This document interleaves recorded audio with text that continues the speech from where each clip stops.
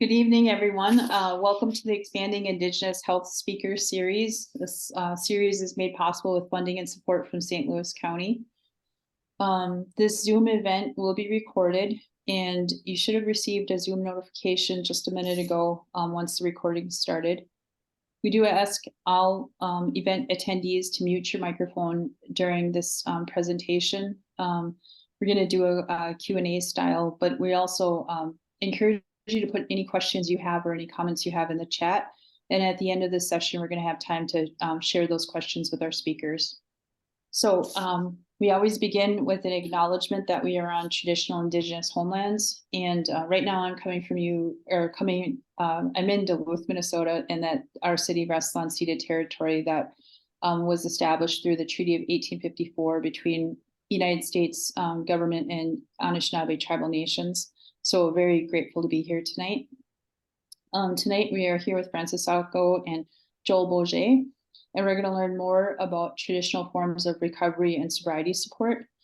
In a minute, they're going to introduce themselves, but first I just want to introduce myself and talk a little bit about the nonprofit organization that I work with. My name is Leanne Littlewolf. In my traditional name is Indasugijik Indigo and Maingan Indudame and Gazagasquajime Kagnuunjaba. My real name is Everyday. I belong with the Wolf Clan and I come from Leech Lake Band of Ojibwe. And I work at AICHO. I'm the executive director, and AICHO is the American Indian Community Housing Organization. And we are a nonprofit that was established in 1993, so over 30 years ago. And we have, well, I should tell you our mission. Our mission is to honor the resiliency of Indigenous people by strengthening communities and centering Indigenous values in all aspects of our work. And so AICHO we have a number of different program areas. And the first one that was started was the Domestic Violence Emergency Shelter, Dabanuagan Shelter. We have a 10 bed shelter that we're working on expanding right now. We also have Gamaji Mino Bama Dizimin permanent supportive housing. We have 29 units, efficiency, 1 bedroom, 2 bedroom, 3 bedroom housing that's been in place since 2012. And along with that comes some support services. So we have voluntary case management, we have children's programming, we have a really robust arts and cultural program, we have a food sovereignty initiative, and we have a social enterprise initiative, and we have a retail gift store, Indigenous First, which is our art gallery and gift shop. And we are working on developing an Indigenous Art Center and the Niwin Market, which will be our region's first Indigenous food market. So we're pretty busy, but one of the other things that we do is we have a health equity initiative. And part of that initiative is we're focusing on Indigenous health and what does health look like in our Indigenous community, and what are some of the great things that are happening. And so I'm really excited to be here tonight with Joel and Frances to talk more about the community work that they're doing and all the resources that they're creating and offering to our community, and then to kind of get into a discussion about some of the issues that our community is dealing with right now. So very excited to welcome them. And I'm going to ask if Frances and Joel, if you will be willing to introduce yourself and tell us a little bit more about who you are. Hi, my name is Frances. My Indian name is Makade Makwaikwe. I come from the Red Lake Nation. I live in Duluth. I've got 5 children. I've lived here all my life. And go ahead. Bonjour, Genawa, Zungi Guani Ash, Indigenous Cosmokwa, Nindude, Monamini, Zagai Gunning, Ninduji Ba. My name is Joel, and I'm Joel Boshey. I'm from Bois Forte. My spirit name is Strong Feather Flying. Of the Bear Clan, as I said, and I am also a recovering addict who has I wouldn't say quite a bit, I would say a good long-term in recovery. I got coming up on 5 years of recovery. So I understand the battle that comes with addiction and alcoholism and stuff like that. We're grateful to be here with you.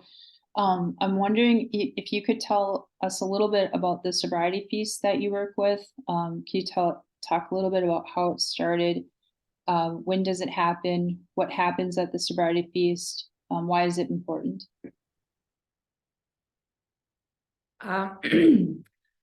We started the sobriety feast about 8 years ago with Babette Sandman.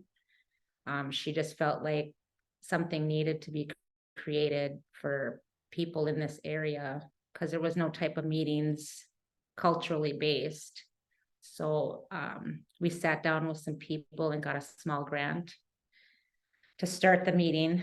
And then it just transitioned where Babette had other things going on. So then me and Joel's brother, Jeff, kind of took over. It's held every month at the One Roof Community Center. Hillside Community. Hillside Community Center. Yeah. Every last Friday of the month from 5 to 7. 6 to 8. Yeah. 6 to, How did I forget? yeah. She has to get going at 5. So to get there at 6. Yeah. And then we have a monthly speaker. We have the drum that my son carries for the sobriety feast. We have a potluck style meal for everybody that joins. Yeah, it's a pretty good time. Yeah, it is. What I really like to encourage is like we're helping a lot of newer people to recovery. It's an introduction to spirituality, and at the same time it's an introduction to recovery. It's like, and I always make sure that I say that when we start the sobriety feast, is that everybody is welcome. It don't matter the color of your skin, your beliefs or anything. It's like we got to welcome all people in recovery that are trying to be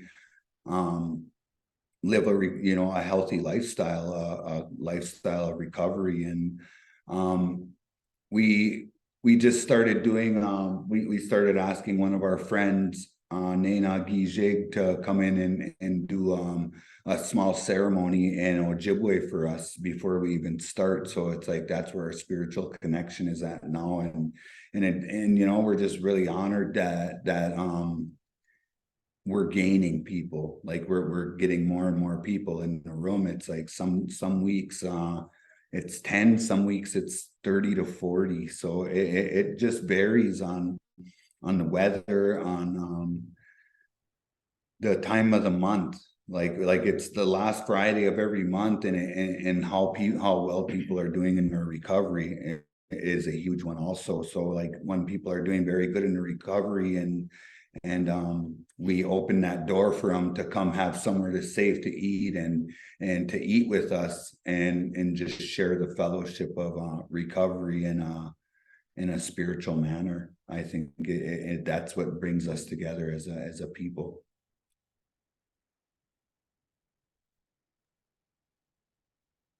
So yeah, thank you for telling us more about where the sobriety feast is and who can go and some of the things that happen there. Could you talk a little bit about, you're talking about the spiritual teachings that can happen there, some of the aspects of culture that happen there. You talked about the drum being there, and could you talk just a little bit about why that's meaningful for people who are in recovery? And then also a little bit about why having a cultural component to recovery matters.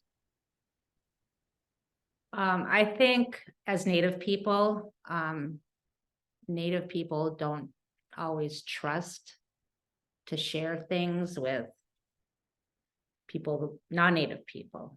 I feel like it just brings people together, and you just feel a more sense of belonging. So it's easier to share the things that people go through. My view of it is, when I got into recovery, I didn't know who I was as a Native person. I was pretty lost I didn't know my culture. I didn't know my language. I knew how to sing. I knew how to dance. I knew how to do some things. I think as my recovery kind of progressed and got farther and I started thinking more clearer and doing more things, I think a lot of people struggle with identity. Identity as a Native American and what comes with that, what comes with being an Ojibwe person. So when I think of it that way, how can I be a better Ojibwe person? Well, it's like I can do things that I know.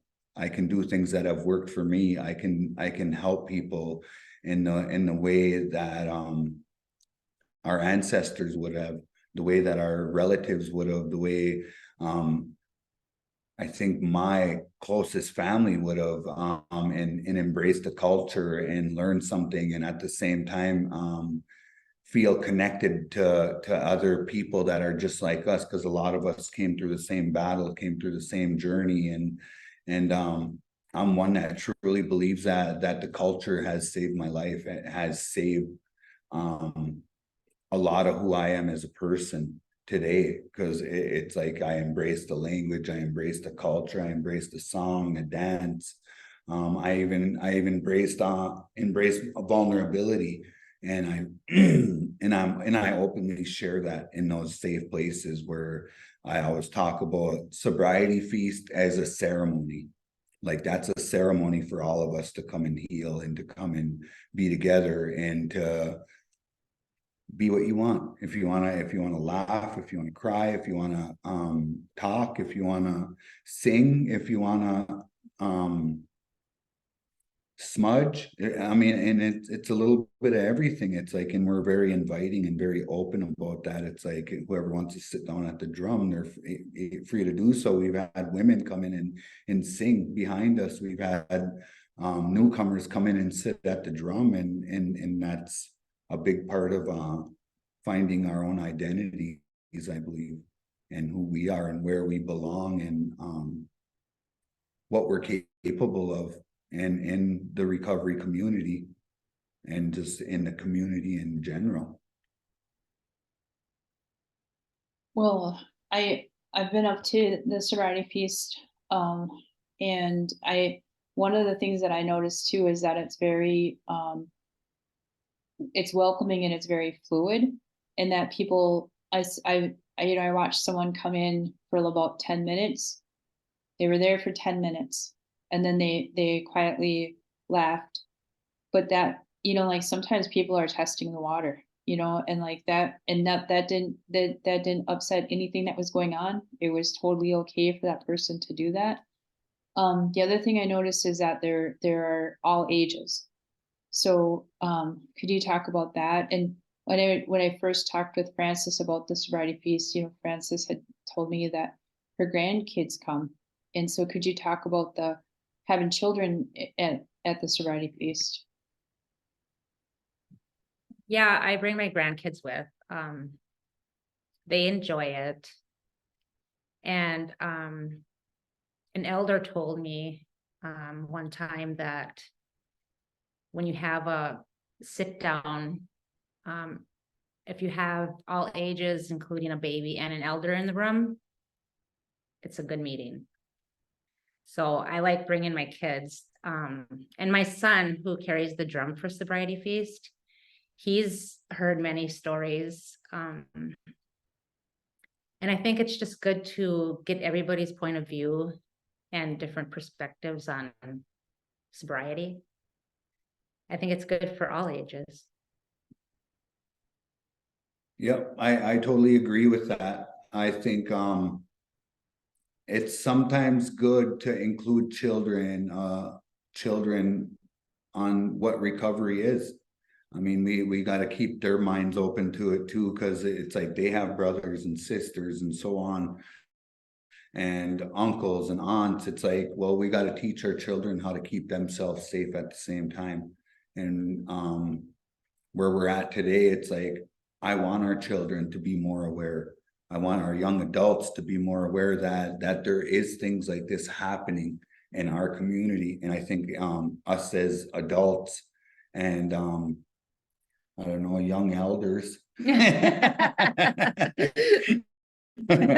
Young elders, that's where we need to step up and step forward and fight I guess, fight that that battle of addiction head on. And we got to not only show our children, our young adults, and our even our friends and our immediate family and things like that. We got to show them that we do heal, and that we can come together, and that we can still live a prosperous life. And that life is full of generosity and love and kindness and everything that comes with values, spiritual values.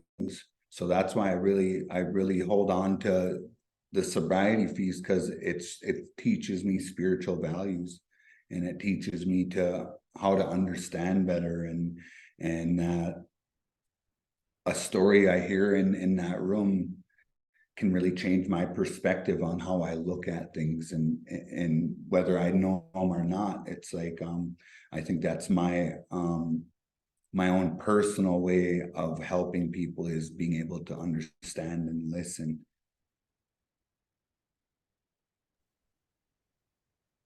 When you're talking about generosity, I was just thinking about both of you, and you're very generous with your time and your heart to go and be there every month. You don't want to keep this going, and it's a event that's free, and that you must put in a lot of volunteer time to really organize it and to make sure that it's consistent. So I just want to say miigwech to both of you for all the work and all the time that you put in to make that space and that time possible. In our community, what are some other things that are also happening as far as like sobriety support that might have a cultural aspect to it or might not, but that you think are very helpful right now, and that it would be helpful for people to know about? Frank's meetings. Yeah, I'd say other talking circles, Frank's meetings. He's got an online one on Tuesday nights. He's got a Thursday night one at 7 right across the street at the White Earth Urban office. There's a talking circle in Cloquet. I think John Diver is running that one on Saturday evenings, and it's just all of this stuff can be found, like all the meetings and and what I love about the meetings around here and the recovery support around this area is I hear things like people saying this is the best recovery support place in Minnesota, right here in Duluth, right here in Cloquet, right here in Superior. And so I hear so many people go back to where they come from and then want to come back because they weren't getting that same support. So I think the support right where we're at right now is really good. It's like I know I've made huge steps in my own recovery of being a better sober support. It's like I get to take part on the bi-weekly podcast for Middle of the Res Road, and some of the episodes we do on there are based on recovery and recovery goals and stuff like that, and it's a very good podcast, and it's me and Charlie Smith, we actually host that, and at the same time we run local, I run a couple local meetings here, one here in Duluth on Tuesdays and one in Cloquet on Mondays, and I just go to a lot of meetings. It doesn't matter if they're culturally based. It's like when you walk into these meetings, you're free to believe what you want to believe, whatever you believe, what helps you. I mean, and that's what I've always loved about the sober support that I get right here in Duluth, right here in Cloquet. It's just it's been very phenomenal, I would say, and encouraging and supportive, and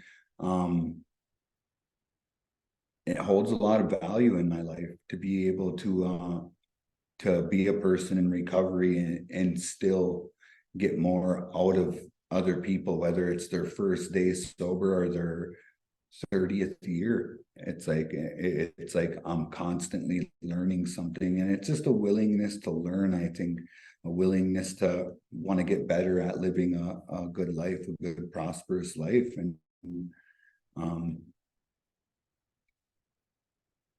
I would say our sober support structure is probably like the greatest. It's like to get that sober support structure up and running, you got to walk in to a meeting, you got to walk into a talking circle, you got to walk into a sobriety feast. And I always put it how I used to go want to get high, how I used to want to go get drunk. I put that same effort into wanting to better myself, and things just happen better. It's like when I put that same effort into wanting my recovery and wanting to stay sober and wanting to be a good parent or a good dad or just a good human being, it's like I put that same effort into those things now, and it just becomes simple. Yeah. Yeah. Have you, I just want to ask you both, you know, when I was growing up, it was a lot of drinking. And I remember, you know, out of this probably only like 3 or 4 years ago, I was listening to like a radio show on like NPR, and they were talking about opioid epidemic in Native community. And they had interviewed a whole bunch of different Native community members. And there was a guy who was talking. He was like, well, when I was a little kid, you know, I used to sit out in the car all night because my parents were at the bar drinking. And I was, for the first time for me, I was like, I thought I was the only kid sitting in a car all night, you know, while my parents were drinking. And I feel like that's kind of the same with a lot of experiences. Like, felt like my family was the only one, or I was the only one, but it was really replicated out across the community.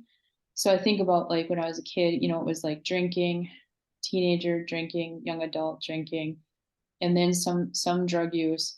But now I see like in our community that things have really escalated, and there's these really heavy addictions that are happening with different kinds of drug use. So, you know, as you're doing recovery, what do you think it's important for our community members, you know, to know, and what do you think about all of that? You want me to answer that one?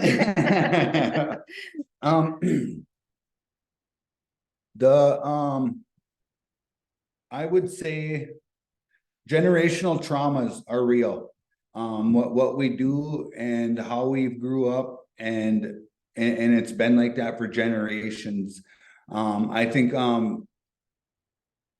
we got to openly share that. We got to openly share our experience and how we deal with things. And like I said earlier, it's like I believe there is so much loss of identity of who we are as Ojibwe people, or who we are just as Anishinaabe. We have such a identity issue right now that a lot of people have a hard time believing in themselves. So it's like when I think of it like that, it's like, well, you know, and me and Charlie have had this conversation many times, like, what can we do to help that? What can we do to be able to put some perspective, or even some perception, even get some perception out there of what health is, what spiritual health is, and we believe that as long as we keep walking and talking the way that we are, and openly sharing, and I know a lot of people are against that, about some of the things that me and Charlie share about our own culture, and our culture wasn't given to us to not be passed on. And that's the way I think of it. And so when I do things like that and I talk about these things, it's like, that's from my heart. Like that's just how it always is. It's like, I ain't gonna tell you something unless I really feel it inside. And it's something that I know, and something that I've learned, I've picked up through my own journey in recovery. So it's like, I think education is huge. I think just educating people about who they are, what they, not so much what they want to believe in, but just who they are, where our people came from, and their purpose, generating purpose in individuals. I think that's so huge, is helping people find their own identities. And I was told this from an elder that we're all born with a gift. We're all born with a spiritual gift that we have to figure out what that spiritual gift is. And I think that a big part of that gift is just being Indigenous, being Native, being Ojibwe, being Anishinaabe. And that's a gift, because everything we need to heal is inside of us. Everything. And it's just helping people get that out and heal from things that they've been through in their past.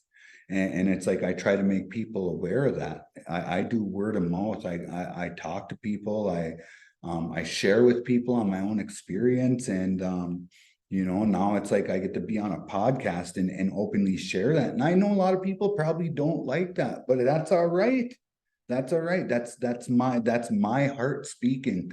And I never heard anybody tell you you're wrong for using your heart, and that's where I'm at with it. It's like, no, I wanna be one of those people. Somebody asked me, what's your idea of a warrior?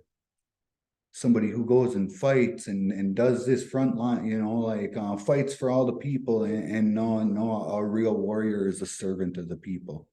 That's what a real warrior is gonna go serve them elders, gonna go serve them children, gonna go serve the women, and that's where I'm at today. That's my beliefs. That's where right where I'm at. I'm doing everything I can to service the people around me, and hopefully that service goes beyond that.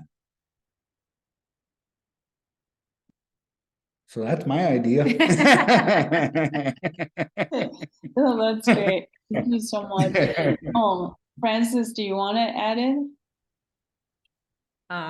What was the question again?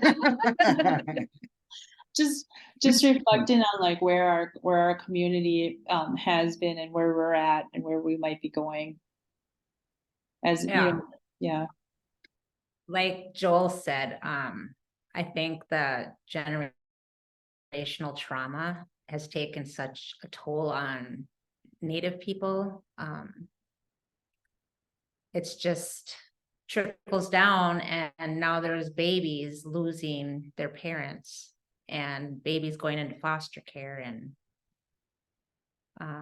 I'm currently taking care of 5 of my grandkids. And I just feel like it's really important to instill those teachings into your young ones. Because I didn't get that growing up. And I've learned throughout my life, I've had so many different teachings. I go to ceremonies, and I take in all the knowledge that I can so that I can share it with my babies. And I just feel like you got to start with the young ones. I think that's very important. Yeah, thank you.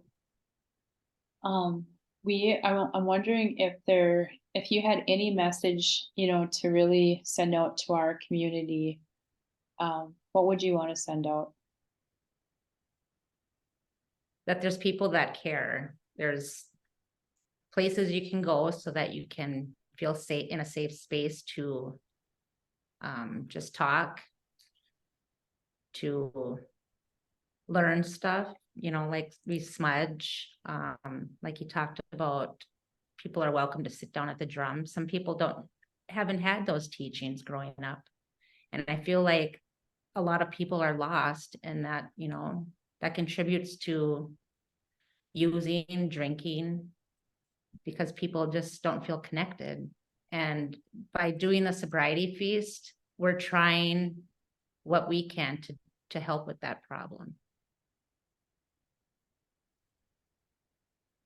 Yeah, I really like that. Like, I would let people know they don't have to live in that lifestyle anymore. You don't have to live in that shame, guilt, or the sorrow, or whatever is keeping you sick. Like, I thought for a long time, like, and I always talk about my own personal experience with it. That's just who I am as a person, and who I am as an Ojibwe person is I always use my own personal experience. It's like, I lived in that shame. I lived in that regret. I lived in that sorrow. I lived in that guilt. I lived in all of that for many years, and that kept me sick for many years. And I always think about what would it have took for me to come out of that? I think, someone to open the door for me, someone close to me to open the door and tell me I love you, come sit with me. And maybe that ain't gonna work right then and there, but as long as they always know that door is open for them, and it's inviting, and it's like, there's no judgment there, there's no shaming, there's no talking down or talking bad, and it's like, it's always inviting, and it's always encouraging, and it's always open.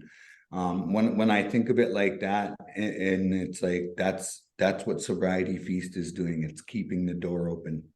It's keeping the door open, whether people are there when they're coming down, or they're high, or they're whatever. It's like, they're going to see that togetherness. They're going to see the connection. I've had people come up and talk to me about us singing there. Like, the hairs on the back of my neck were standing up, and when you guys were singing, and even when our speaker was talking, it's like, it was so real, and they are crying, and that's the true definition of power. That's the true definition of power right there. It ain't a power you can control. It ain't a power that any of us have control of. It's just our beliefs being powerful together, and working on people, and helping people. And I talk about that a lot is talking to people, telling, and not really even talking to them, but listening to them. And that's the hugest thing, I think, as an Ojibwe person, is being able to listen. And that's what a lot of, like, that's what I needed. Maybe I just needed someone to listen until I ran out of things to say. And I think, we all have that little bit of time where we can share start with our own family, start with our own friends, and just try to come to a better understanding of maybe possibly what they're going through. It's like, and that's why I think so many people embrace how I am, and how I can listen, and how I do things, and how I see things. And that's, I believe sharing my own experience is going to be the best way to fight addiction for other people, and to keep walking the life that I'm walking that lifestyle. Because I was out here, I was homeless, I was helpless, I was hopeless out in Duluth area. I was all of those things, and 5 years ago, that was me. I had to stay with my brother Jeff and Ditto, because I didn't have nowhere to go, and like, in my life really changed once I put the drugs down, once I put the alcohol down, once I just got on that whole lifestyle.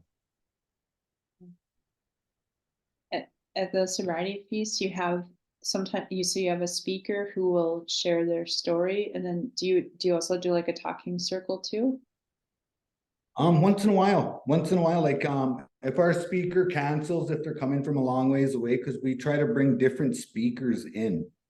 Like, we try to bring from different areas. That way they have a little bit different story than everybody's used to. Sometimes I'll get them from Mille Lacs, sometimes I'll get them from Wisconsin, sometimes I'll get them from the range, sometimes I'll even go farther. Like, we had one from North Dakota come down, and they're all on different levels of recovery. Some are more successful in recovery, some are a year or two in trying to figure it out. And I think that's that's very valuable to even bring people that are within them first 6 to 8 months in recovery, because it's like those are the people that have a lot to look forward to and a lot to lose. And it's like when you can put value into their recovery and bring people together to actually listen to them and have them speak, I think that speaks for itself. You get somebody with enough I would say enough pride in their recovery, because I know that's a big one for a lot of people. A lot of people can't get up on a stage and talk. And I embrace that. I don't know. I love it. I just do, you know, so it's just, it's easier for some people and it's harder for a lot of people. And, but a lot of our speakers lately have long-term recovery. Like this month, our speaker is Chandel Friedman. She just had a baby. She's a counselor for Muskogans. She's so it's like we've had a lot of very, and she's had addictions of her own, and I think that's just really awesome to bring people like that in.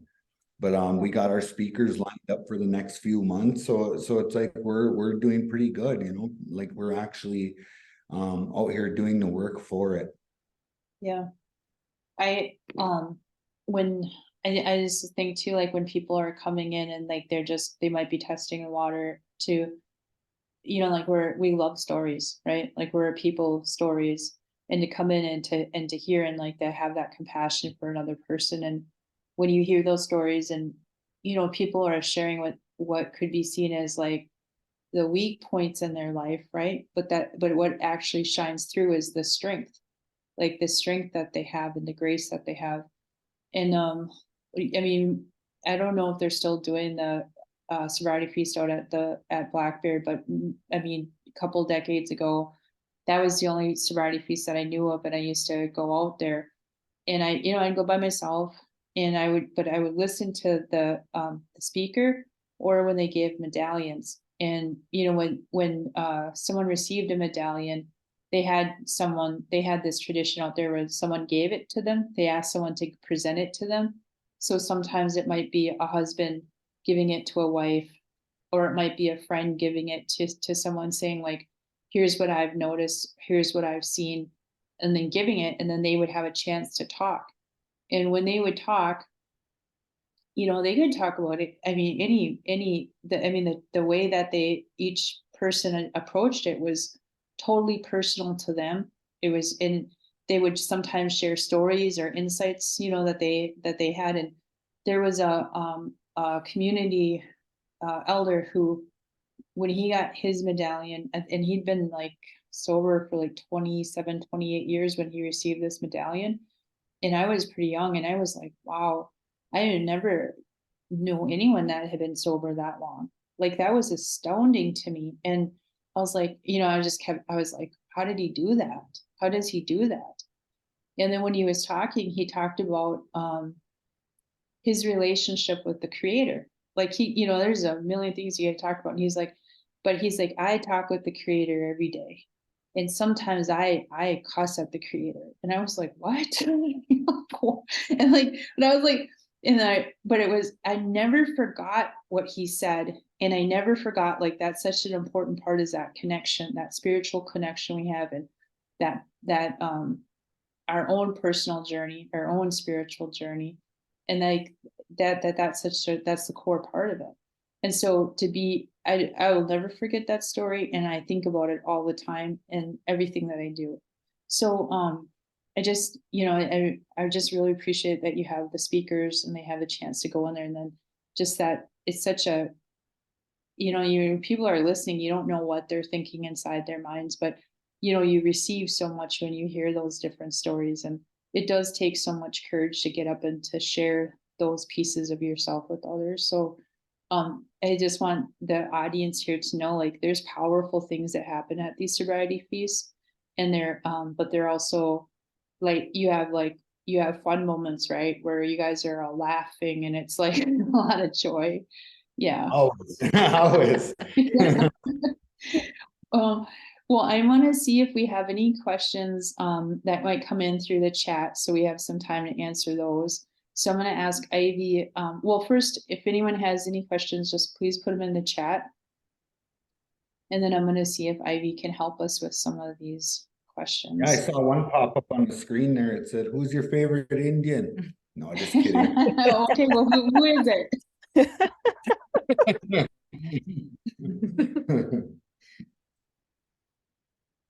All right. I'm like really inspired by both of you, um and I know Frances, but I don't know you, Joel. I think I've seen you out a little bit, but I just appreciate you taking the time and for the work that you do every month and at those sobriety feasts and outside of the sobriety feasts. Just so great to know that we have such good people in our community that will just give up themselves selflessly like that. And I just want to just say miigwech, chi miigwech. So Madonna wants to know, what is the name of the podcast and how do you connect to it? It's middle, you could go on, it's on Spotify, it's on Apple, it's on Facebook, it's on YouTube. It's called Middle of the Res Road podcast. Oh. Here, I can give you I can bring up a picture real quick. And this is actually the Facebook one. It looks like that. That's me and Charlie on there. The little cartoons.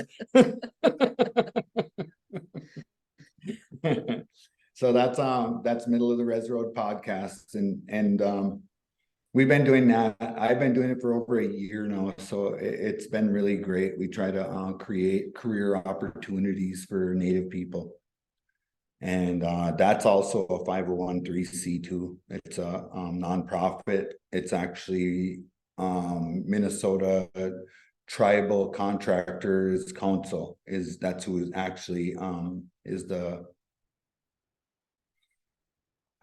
owner, maybe. I don't know if that's right, the owner. Yeah, like no, not the creators were actually the Whitebirds, Josh Whitebird and Taylor, and we have 4 people on our podcast team that actually one's an editor, one's a social media expert, and then there's me and Charlie are the hosts, and we got 2 bosses for that through the Minnesota Tribal Contractors Council. And how many times do you do that? We do one every other week. Like when I first started, we were putting them out every Friday. Like every Friday we'd podcast somebody, and when I got into it, we started doing it started getting more real. Like I mean, it's always been real, but it just started getting like because they liked my story so much about my recovery journey and stuff like that. So they started asking me for the ideas on like, well, who should we bring in? And I started bringing like because I'm also a union laborer for 1091 here in Duluth. So I know a lot of people in the trades. So I started bringing those people in from the trades to create opportunities for people fresh in recovery or been in recovery, or just, like maybe just the baby steps they have to take to get into the trade. Because that totally changed my whole life around it, is generating a purpose and being able to I should say, to be able to do that kind of work has put a lot of value into my own life. And then being able to support the recovery community and being able to do all the other stuff is like the job never ends. It's like addiction don't stop for a second. So it's like, why should I?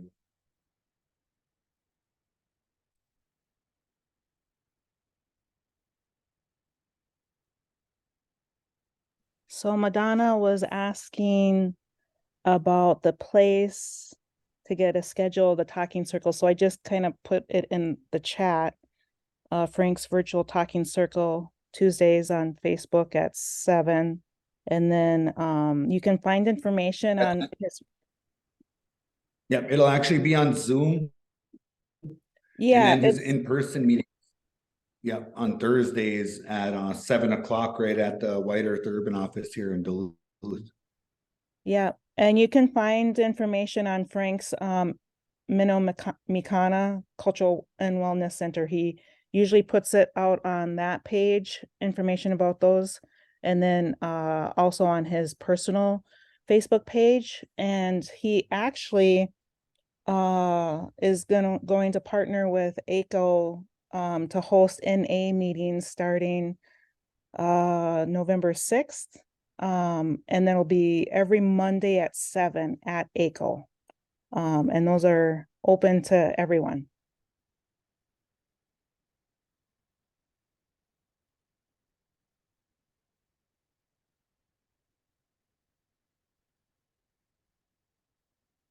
And then can you share again when the sobriety feasts are? The sobriety feast is the last Friday of every month at the Hillside Community Center.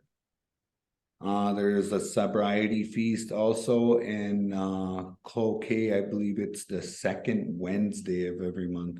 I'll have to make sure though. I might have to check on that one. I could let Leanne know or Francis know, and they can get it for you. I just want to make sure I'm giving you the right dates and stuff for the sobriety feast. 6 to 8. Yeah, 6 to 8. 5 to 7. 5 to 7. Oh, new hours. Well, I thought it wasn't for you, Francis, like, that's what I need is tell me 5. So I can get there. Yeah, you better leave at 5. Yeah, for real. No, it's just been really great to hear more about the work that you're doing and to really share the insights that you have. So I just want to thank both of you for taking time to be here tonight. Thank you for the questions that came in about the additional resources. Ivy, thanks for helping us with those questions. And any last words that you want to share before we sign off for the evening? Thanks for having us. Thank you for allowing us time to be on and just some time to share, like with the community or whoever watches. It's like I really appreciate everyone that's out there trying. Aho miigwech me you. Okay, I have a question. Sorry, one last question. If people wanted to reach out to either of you, how would they do that? And could they do that? Well, Francis's number is. I was just thinking that not too long ago, I'm going to update our flyer and I can put our information on the flyer if that's okay. Yeah. Yeah. Or else Facebook. Facebook. Like my Facebook is public. A lot of I haven't been posting on there much about my recovery, just a lot of recovery stuff and things like that. Sometimes I get a little rugged on there, but that's that's just me being Indigenous, I guess. But I'd say Facebook, Joel Boshey, just my regular name, and you can find my card, my business card is on my Facebook too, I believe. So that's like for the Middle of the Res Road podcast. If not, I could pass a card off to Francis and Leanne also. Okay, miigwech. You're getting some thank yous now in the chat. So I hope they're smiling. Wouldn't be fun if you ain't smiling,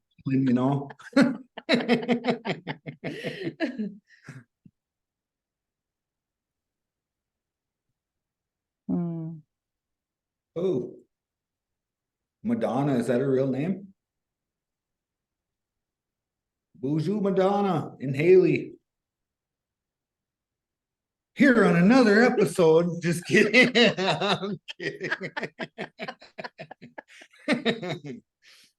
I was almost gonna do my introduction that way. I'm teasing. Well, I just want to say thank you again, Joel and Frances, for being here tonight. And thank you for all the work that you're doing in our community. And hopefully we'll be able to do this again in the future, because I really want to get the word out that the Sobriety Feast is happening on a regular basis, every month, and that it's open and people can come and join. And the other thing I hope is that people, when they watch or listen to this, is that they hear the importance of culture in our recovery, in our health, and that's such an important component to anything that has to do with Native community, and that we need to have more access on a more consistent basis. And that's what you're doing every month, making that space and keeping our culture alive. So yeah, thank you both. And I'm going to say goodnight, and we'll talk again soon. Gigo Abamen Minoa. Miigwech.